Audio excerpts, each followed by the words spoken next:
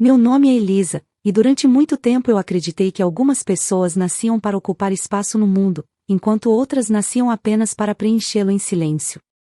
Cresci dentro de uma casa onde cada parede parecia sussurrar meu nome apenas para devolvê-lo vazio, como um eco que nunca encontrava alguém disposto a ouvir. Desde muito pequena, percebia que minha presença era tratada como detalhes esquecidos de um quadro mal pintado. Eu estava ali, mas não importava. Minha mãe, Marina, caminhava pela casa com passos firmes e perfeitos, sempre focada na filha mais nova, Camila, que para ela era sinônimo de orgulho.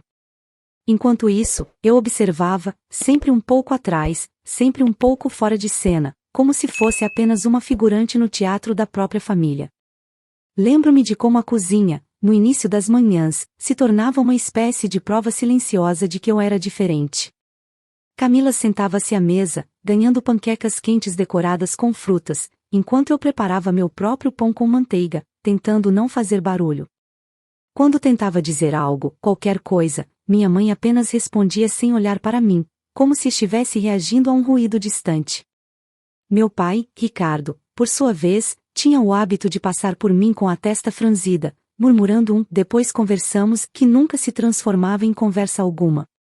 Era como se cada palavra minha estivesse suspensa no ar, sem nunca encontrar um destino. Com o passar dos anos, a diferença entre mim e minha irmã se tornou ainda mais evidente. Camila recebia vestidos novos, presentes caros, atenção completa. Eu recebia um vê-se-serve, seguido de um cabide de roupas usadas. Nos finais de semana, ela saía com meus pais para passeios, filmes, jantares. Eu ficava em casa, ouvindo a porta bater enquanto me convencia de que estava tudo bem. Às vezes, eu ensaiava frente ao espelho algo que gostaria de dizer a eles, tentando imaginar como seria ser ouvida de verdade. Ensaiava conversas inteiras, diálogos completos, esperando o dia em que teria espaço para pronunciá-los. Esse dia nunca chegava. As comparações também eram constantes.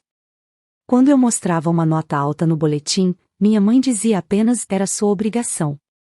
Quando Camila chegava com uma simples participação na escola, ela ganhava aplausos, fotos e elogios exagerados, como se tivesse conquistado um prêmio internacional. Eu observava a cena à distância, com as mãos escondidas nos bolsos, tentando não demonstrar a dor que começava a se tornar parte do meu corpo. Era quase como se eu tivesse aprendido a respirar com menos ar para não ocupar muito espaço. Aos 12 anos, já entendia que, dentro daquela casa, eu não tinha o direito de existir completamente. Comecei então a colecionar pequenos hábitos que me ajudavam a sobreviver àquela sensação de ser uma presença indesejada. Lia livros enquanto ouvia o som das risadas animadas de Camila vindo do andar de baixo. Desenhava no meu caderno surrado, criando mundos onde meu nome era chamado com carinho. Ficava horas sentada na janela observando as pessoas na rua, imaginando como seria viver dentro de uma família onde a ausência não fosse tratada como natural. Havia dias em que eu tentava, com algum esforço, participar das conversas à mesa. Mas bastava abrir a boca para meu pai levantar uma sobrancelha e dizer, segura um pouco, estou falando, mesmo quando não estava. Bastava fazer uma pergunta para minha mãe suspirar e responder, não agora, mesmo que ninguém estivesse ocupado. Bastava tentar ser vista para ser lembrada de que minha existência, para eles, era um incômodo discreto e constante. Com o tempo, a dor se transformou em percepção. E a percepção em silêncio. E o silêncio em um tipo estranho de força. Aprendi a observar tudo, os gestos, os tons de voz, os momentos certos para falar e os mais certos ainda para não falar. Aprendi a prever as reações dos outros, a perceber nuances que as pessoas normalmente ignoravam. Era como se o mundo tivesse me treinado desde cedo a enxergar onde ninguém olhava. Uma habilidade que, embora nascida da negligência, se tornaria, anos depois, a arma mais poderosa que eu carregaria. Naquele primeiro capítulo da minha vida, eu não sabia que a invisibilidade que me sufocava seria a mesma que me moldaria para sobreviver ao que estava por vir. Eu só sabia que, enquanto caminhava pelos corredores daquela casa silenciosa, havia dentro de mim um grito que ninguém escutava. E, por mais que doesse, havia também a semente de algo que nem eu mesma compreendia, o começo da mulher que um dia seria impossível ignorar. Com o tempo, a casa onde cresci deixou de ser apenas um cenário silencioso e passou a se transformar em uma espécie de redoma sufocante da qual eu não conseguia escapar. Eu já não era mais a menina que aceitava tudo sem questionar, eu era uma jovem tentando construir alguma versão de futuro, mesmo que ninguém ao meu redor parecesse enxergar isso. Trabalhar tornou-se uma necessidade e, ao mesmo tempo, um refúgio. Arrumei meu primeiro emprego em uma pequena papelaria do bairro, e lembro da sensação estranha de finalmente ter um lugar onde, pelo menos, alguém notava quando eu chegava ou quando ia embora. O dono, um senhor de voz grave, sempre dizia "Bom dia, Elisa", e isso, por algum motivo, me fazia sentir parte de algo, ainda que pequeno. Em casa, porém, nada mudava. A distância entre mim e meus pais crescerá de forma tão consistente que parecia natural para eles assumir que eu me viraria sozinha. Eu acordava antes do sol nascer para estudar, trabalhava à tarde e voltava para casa à noite, exausta, encontrando sempre as mesmas cenas repetidas. Camila no sofá, contando detalhes de seu dia para minha mãe, que a ouvia como se estivesse diante de alguém extraordinário, meu pai no celular, murmurando concordâncias sem realmente prestar atenção. Eu passava pela sala, deixava minha mochila no quarto e investigava o que havia na geladeira. Ninguém perguntava como tinha sido meu dia. Ninguém demonstrava curiosidade alguma. Era como se meus esforços fossem um vento que passava por eles sem mover sequer uma folha. Havia noites em que eu ouvia, do corredor, as conversas deles sobre planos, viagens, metas e sonhos, sempre envolvendo Camila, sempre excluindo qualquer possibilidade de eu existir dentro daquelas projeções. Uma vez, minha mãe comentou, com a voz baixa mas clara o suficiente para atravessar a porta entreaberta do meu quarto: "Camila merece tudo de melhor, ela tem potencial. Já a Elisa, bom, ela é mais reservada, não tem o mesmo brilho." Eu me lembro de como meu peito pareceu afundar naquele instante, como se cada palavra tivesse sido calculada para encontrar o ponto exato onde doía. Eu tentava, em alguns momentos, me aproximar deles. Não por necessidade, mas por tentativa de preservar algum tipo de laço familiar. Certa noite, cheguei mais cedo do trabalho e encontrei meu pai sozinho na cozinha. Resolvi fazer algo que não fazia há muito tempo e perguntei se ele queria ajuda com o jantar. Ele levantou os olhos apenas por um segundo antes de responder: "Camila já vai fazer isso." Não havia irritação na voz dele, apenas desinteresse, e, de alguma forma, isso doía mais do que qualquer palavra ríspida teria doído. Meu mundo começou a se moldar em dualidades. De um lado, a Elisa que existia fora de casa, estudiosa, esforçada, alguém que buscava crescer. De outro, a Elisa que voltava para aquele ambiente e era reduzida novamente a um borrão nos cantos da sala. Parecia que, cada vez que eu cruzava a porta de entrada, eu precisava diminuir meu tamanho para caber na expectativa deles, a expectativa de que eu fosse quase nada. Mesmo assim, eu insistia em continuar.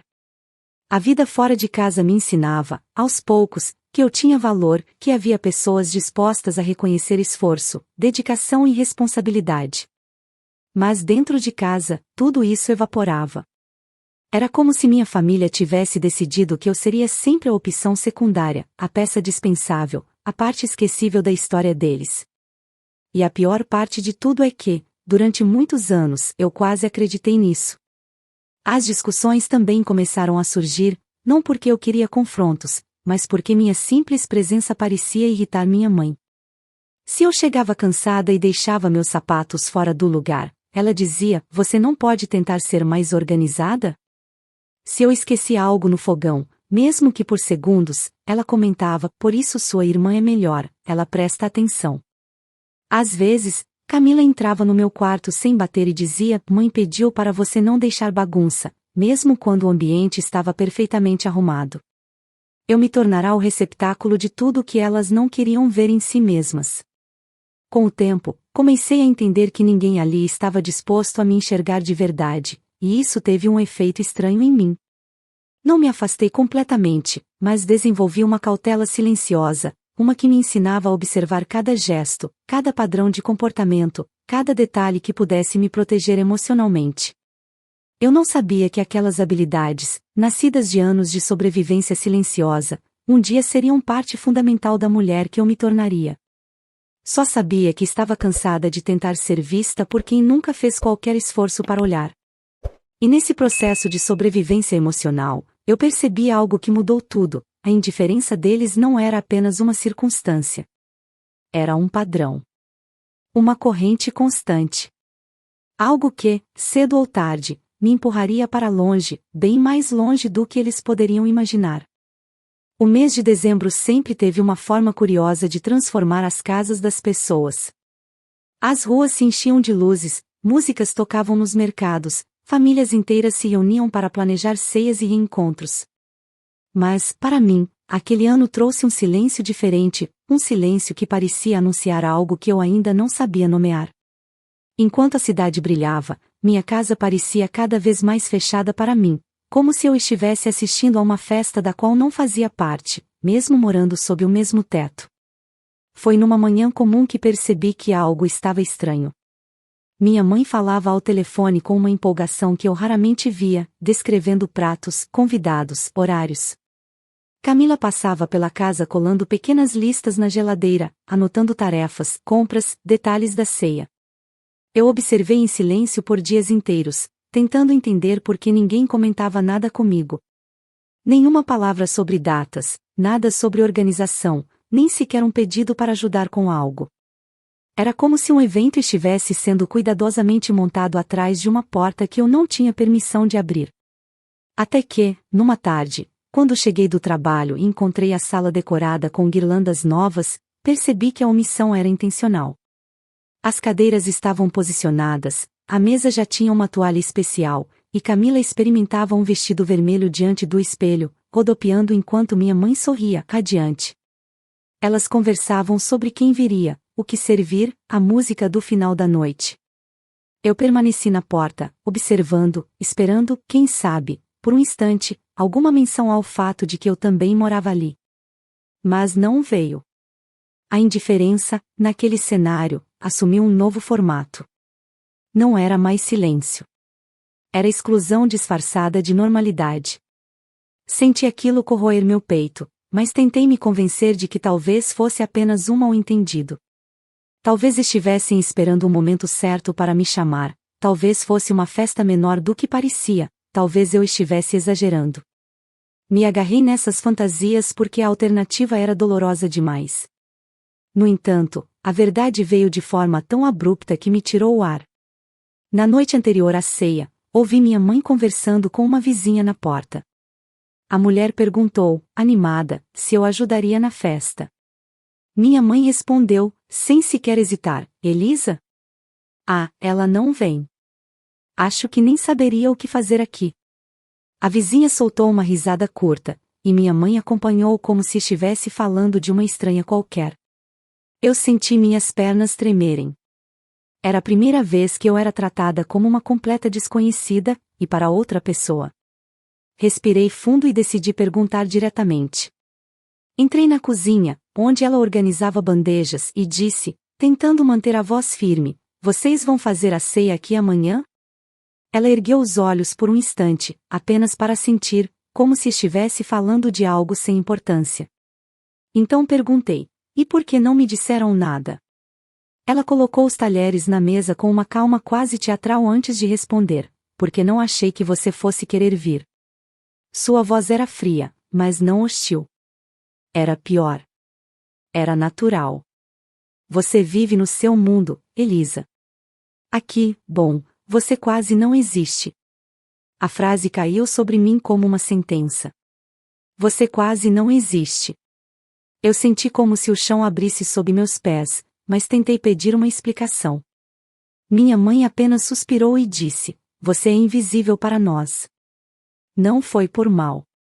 É só o que é.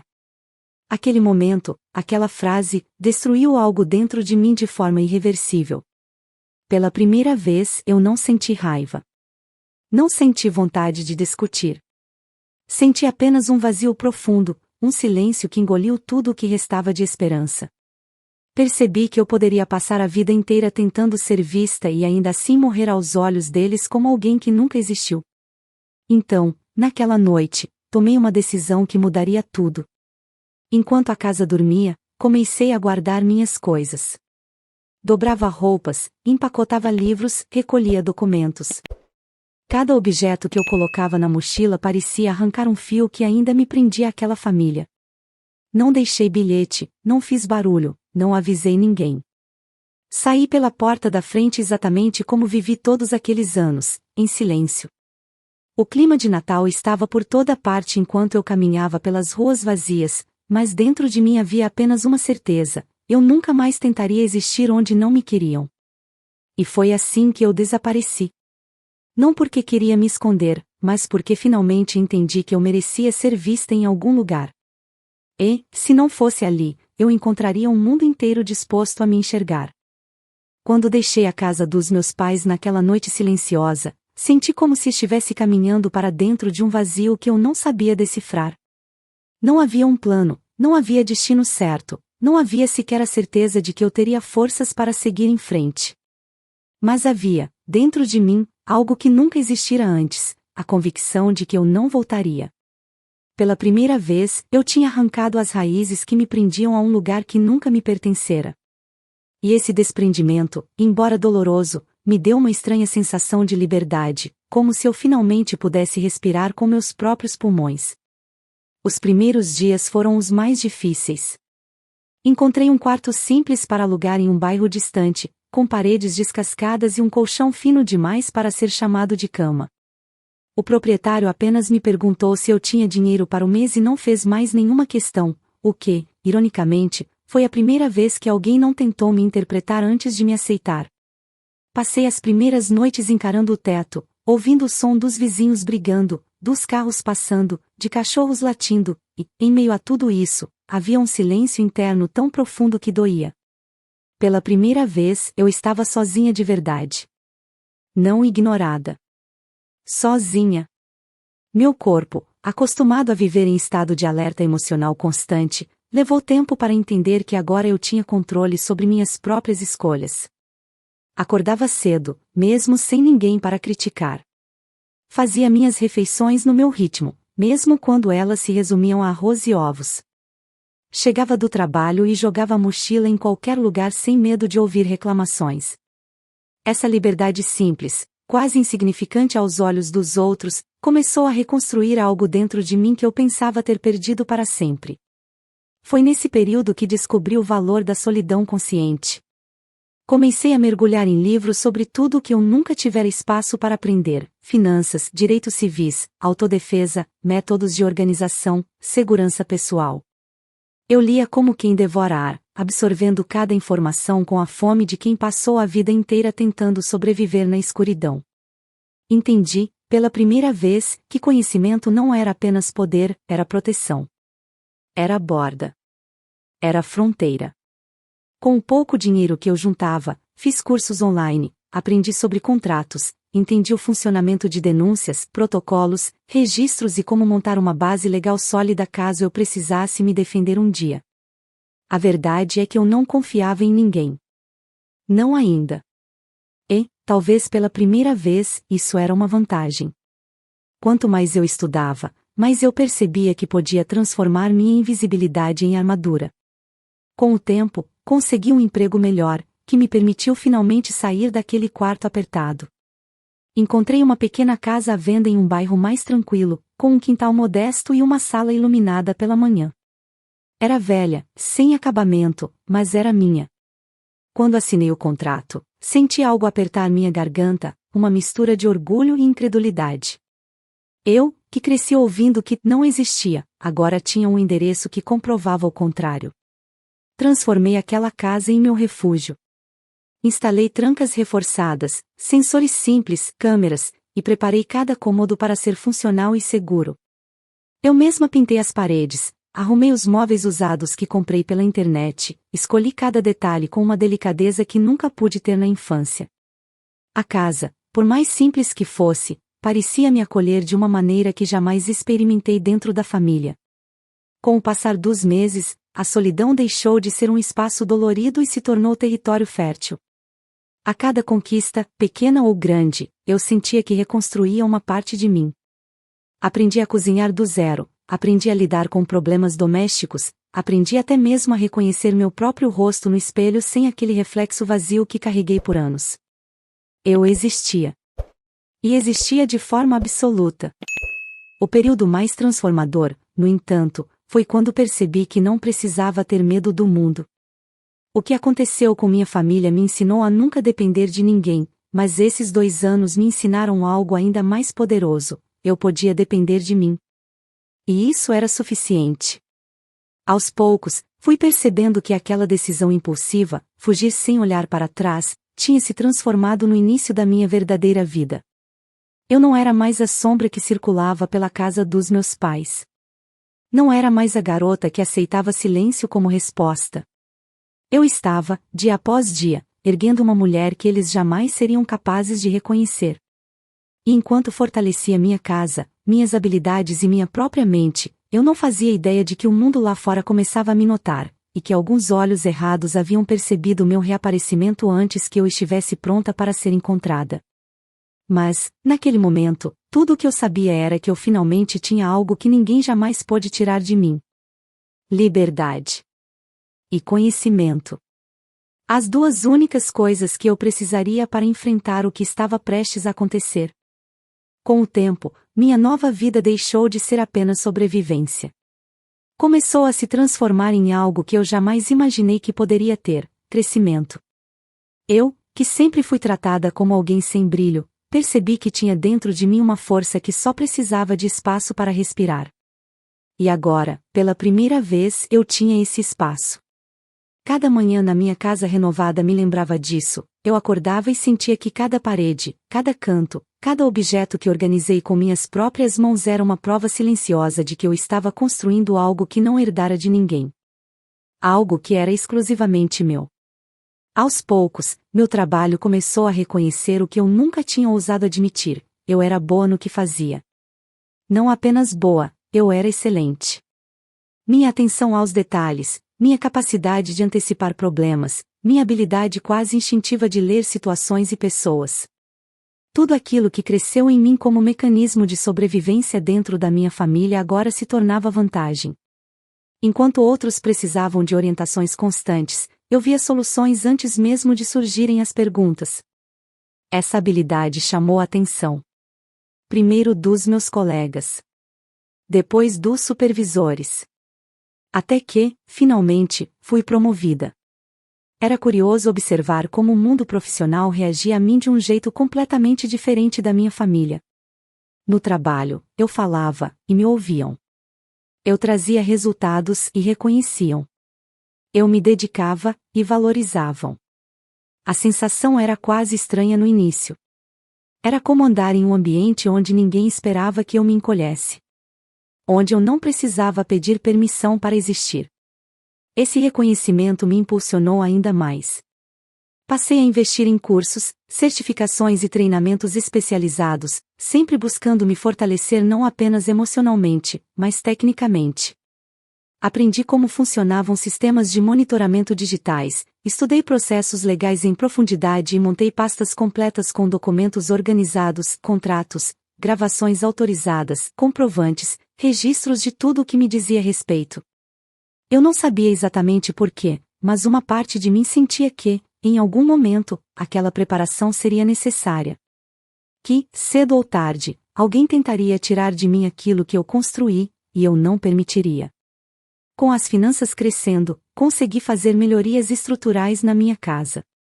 Instalei novos equipamentos de segurança, contratei serviços especializados, reforcei portas e janelas e defini protocolos claros, alertas automáticos, backups armazenados em nuvem, câmeras em pontos estratégicos. Eu não estava paranoica, eu estava prevenindo que minha vida fosse destruída novamente. E essa sensação de proteção me dava uma tranquilidade que eu jamais conheci na infância. Cada peça daquele sistema era como um escudo que eu colocava entre mim e qualquer tentativa de invasão, física ou emocional. Também construí novos laços.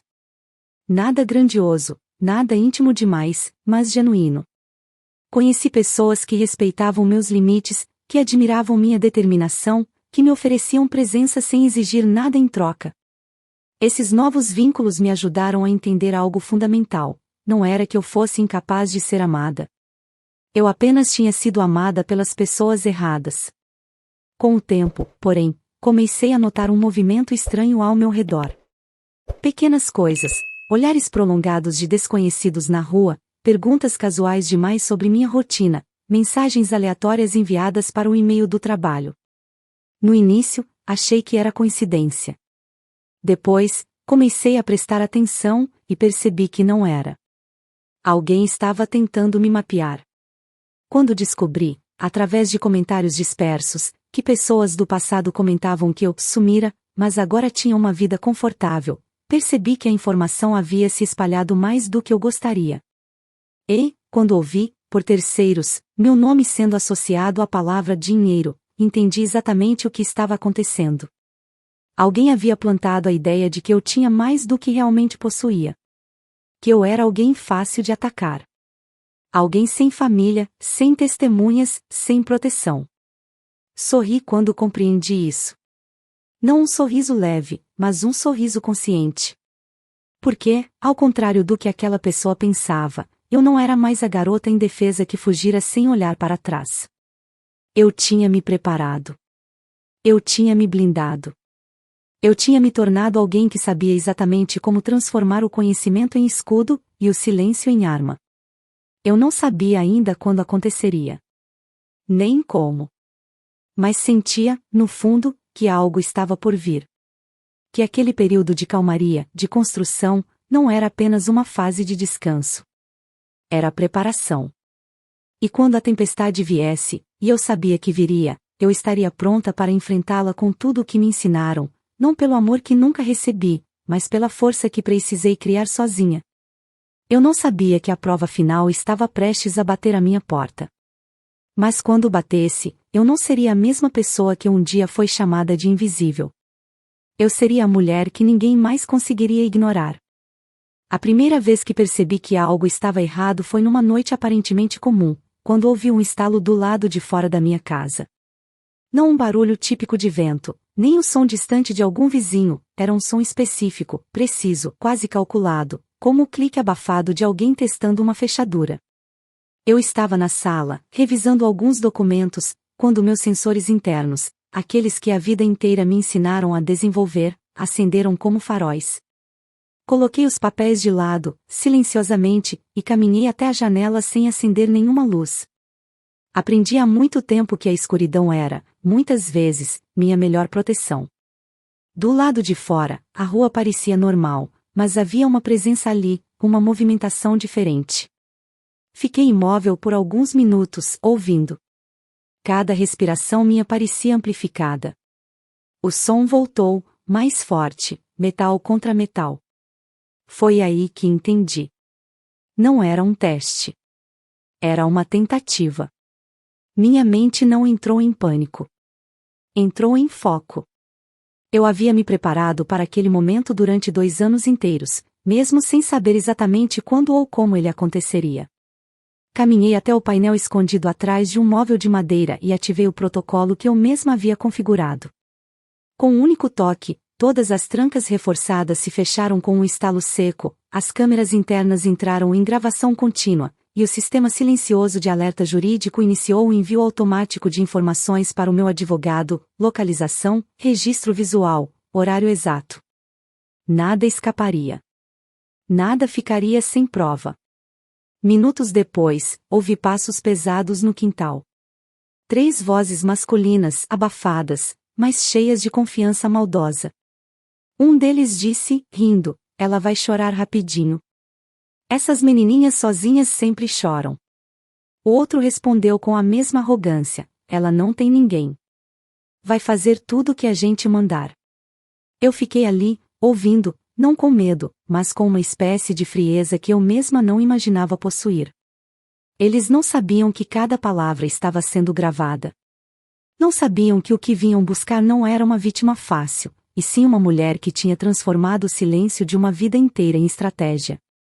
O primeiro impacto contra minha porta ecoou pela casa como uma batida de tambor anunciando a guerra. Eles tentaram mais uma vez, mais forte, mas a estrutura não cedeu. Ouvi um deles xingar, frustrado. Depois tentaram a janela lateral, sem sucesso. Minha casa não era bonita. Não era luxuosa. Mas era uma fortaleza. E cada parafuso daquela fortaleza carregava a memória de tudo o que eu suportei. Deixei que tentassem o quanto quisessem.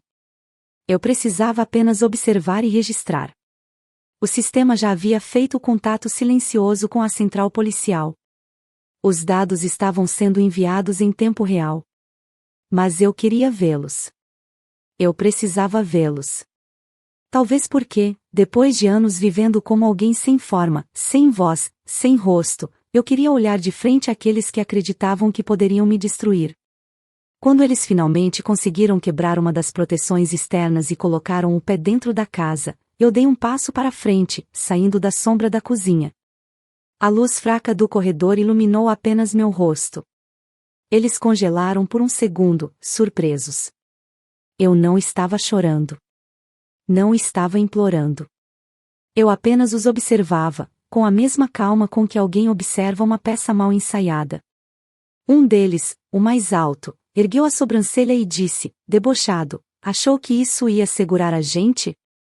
Vamos conversar direitinho, princesa. Ele deu um passo à frente, mas eu ergui a mão antes que completasse o movimento, apontando para a câmera bem acima da porta. Ele a seguiu com os olhos e, naquele instante, vi a primeira rachadura na confiança deles. Disse apenas uma frase, com a voz firme, tudo já está registrado. E a polícia está a caminho. O segundo homem, mais nervoso, deu um passo para trás, olhando ao redor como se procurasse uma saída. O terceiro xingou baixinho, percebendo que algo estava muito errado.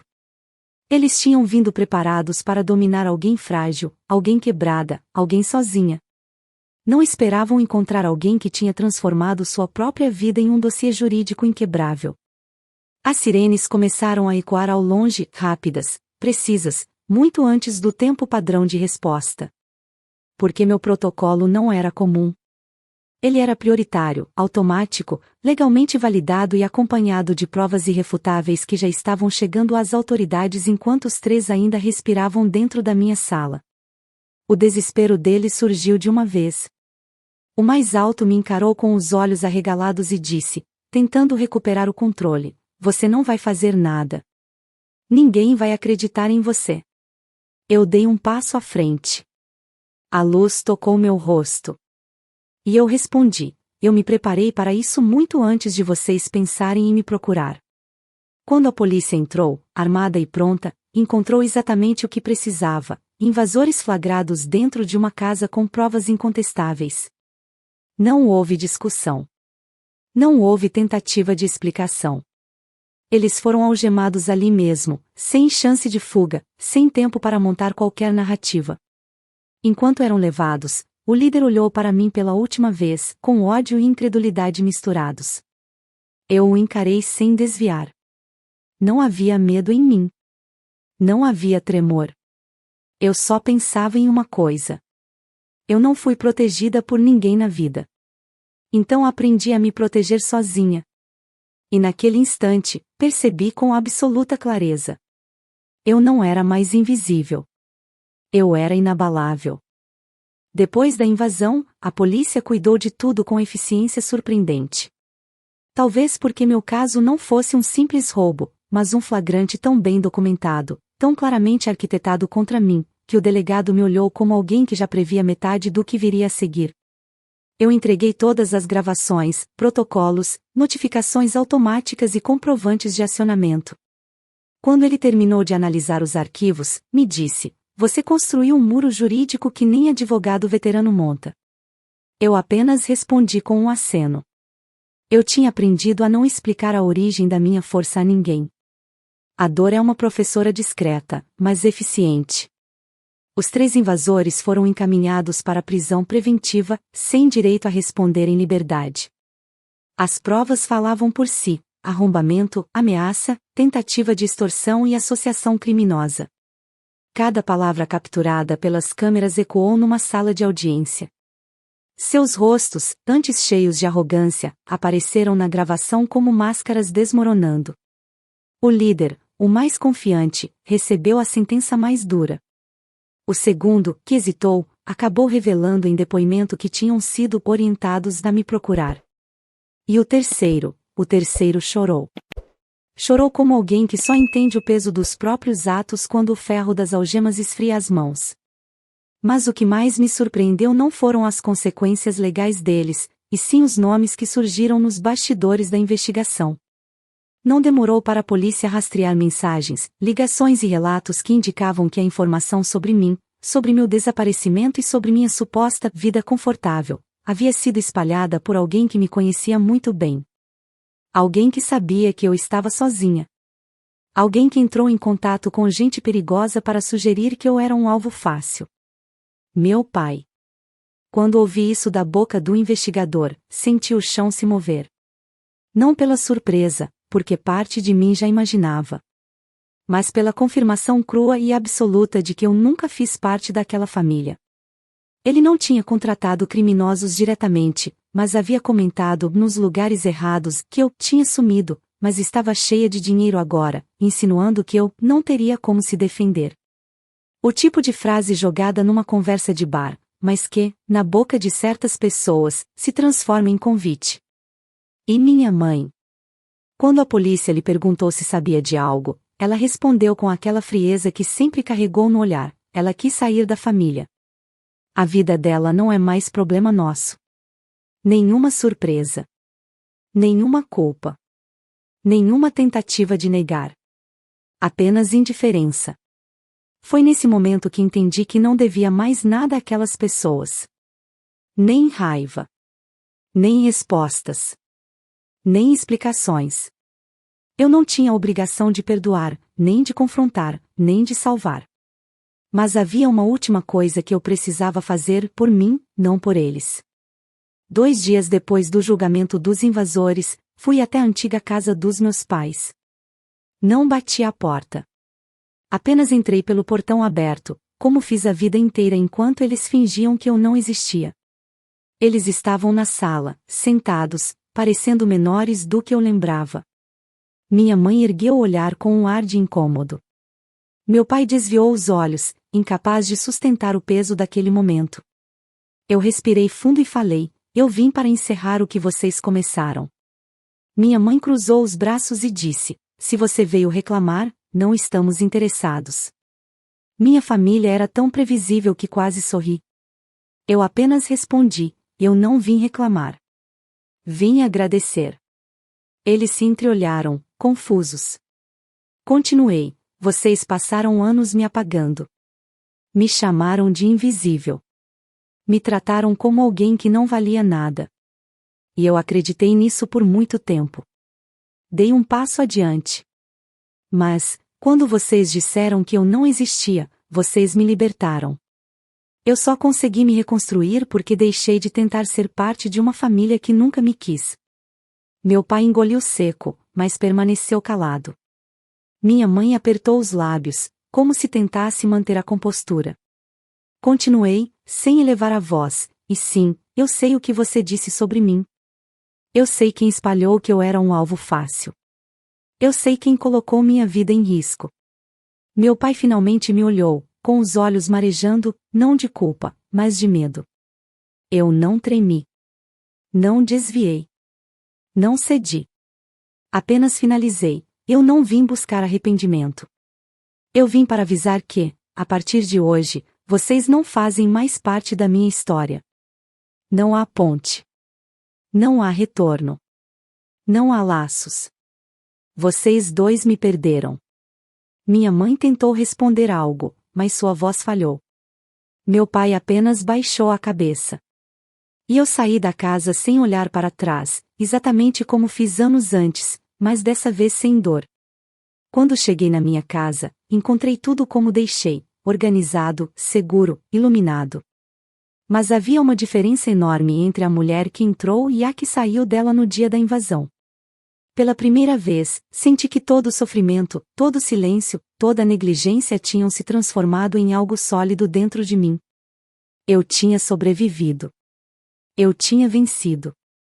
Não porque provei algo para eles, mas porque provei para mim mesma que era muito mais do que as palavras que tentaram me ferir. Camila, minha irmã, foi a única que tentou me mandar uma mensagem dias depois. Um texto curto, quase tímido, queria entender por que você sumiu. Apaguei sem responder. Algumas histórias não precisam ser recontadas para quem nunca tentou ouvi-las. Os invasores ficaram presos. Meu pai recebeu uma advertência séria por envolvimento indireto em crime, e meu nome entrou em um sistema especial de proteção e prioridade jurídica.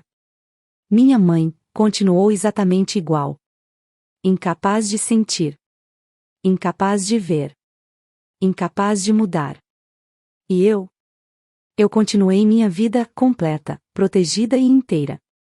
Naquela noite, sentei na varanda da minha casa e percebi algo que nunca havia sentido antes: paz. Não uma paz silenciosa e vazia, mas uma paz consciente, construída com esforço, coragem e escolhas firmes. Uma paz que só existe quando você finalmente entende que não precisa ser vista pelos outros para existir plenamente. Eu não era mais invisível. Eu não era mais frágil. Eu não era mais a filha esquecida. Eu era Elisa. A mulher que eles nunca conseguiram destruir. Fico muito feliz por você ter ficado até o final do vídeo. O que você achou dessa linda história? Coloque nos comentários sua opinião, deixe seu like, se inscreva no canal, e ative o sininho de notificações para não perder uma história preciosa. Até a próxima!